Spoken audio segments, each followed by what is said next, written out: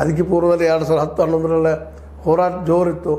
Corruption ವಿರುದ್ಧವಾಗಿ ಭಾರತನ corruption ವಿರುದ್ಧ ಗೆದ್ದು ನಿಂತದಂತೆ ಹೋರಾಟ ಮಾಡಿದರು. ನಿಜವಾಗಿ ಒಂದು ದೊಡ್ಡ ಸಾಹಸ ಬಿಡೋದು. ಯಾಕಂದರೆ ಏನೂ ಇಲ್ಲದಂಥ ಒಂದು ಪಕ್ಷ ಆಮ್ ಆದ್ಮಿ ಹುಟ್ಕೊಂಡಿತ್ತು ಆ ಒಂದು ಹೋರಾಟದಿಂದ.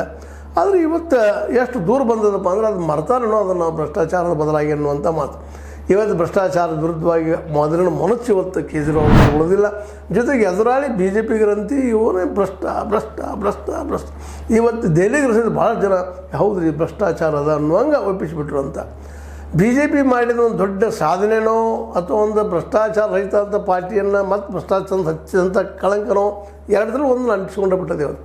ಯಾಕಂದ್ರೆ ಈ ದೇಶದ ಜನ ಭಾಳ ಬಯಸಿದ್ರು ಭ್ರಷ್ಟಾಚಾರ ರಹಿತವಾದ ಒಂದು ಪಾರ್ಟಿ ಬರಲಿ, ಅದರಿಂದ ದೇಶದ ಭ್ರಷ್ಟಾಚಾರ ಹೋಗಲಿ ಅಂತೇಳಿ. ಆ ಹಿನ್ನೆಲೆಯಲ್ಲಿ ದೆಹಲಿ ಜನ ಮೊದಲ ನಮ್ಮ ಕೇಜ್ರಿವಾಲ್ಗೆ 2013 22 ಸೀಟ್ ಕೊಟ್ಟ ಕಾಂಗ್ರೆಸ್ ಜೊತೆಗೆ ಗೆಳತನ ಮಾಡಿಕೊಂಡು ಗೌರ್ಮೆಂಟ್ ಮಾಡೋಂಗೆ ಮಾಡಿದರು. ಆದರೆ ಆ ಸಂದರ್ಭದಲ್ಲೂ ಸಹಿತ ಕಾಂಗ್ರೆಸ್ ಜೊತೆಗೆ ಅಧಿಕಾರಕ್ಕೆ ಹೊಂದಾಣಿಕೆನೂ ಮಾಡಿಕೊಂಡ್ರು. ಕೆಲವೇ ದಿನಗಳಲ್ಲಿ ಮತ್ತೆ ಅವ್ರು ಏನು ಮಾಡಿದಾರಪ್ಪ, 2015 ಏನಪ್ಪ ಅಂದ್ರೆ ಮತ್ತೊಮ್ಮೆ ಎಲೆಕ್ಷನ್ ಆಯಿತು. ಒಂದೂವರೆ ವರ್ಷದಲ್ಲ. ಆ ಎಲೆಕ್ಷನ್ದಲ್ಲೇ ಸಂಪೂರ್ಣ ಆ್ಯಬ್ಸಲ್ಯೂಟ್ ಮೆಜಾರಿಟಿ ಕೊಟ್ಟರು.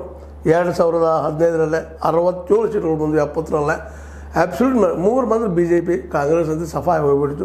ಅಂದರೆ 2020 ನಿಮಗೆ ಗೊತ್ತದ ಆ 8 BJP ಆದರೆ ಕಾಂಗ್ರೆಸ್ ಅಂತ ಏನೂ ಇಲ್ಲ, 62 ಕೇಜ್ರಿವಾಲ್.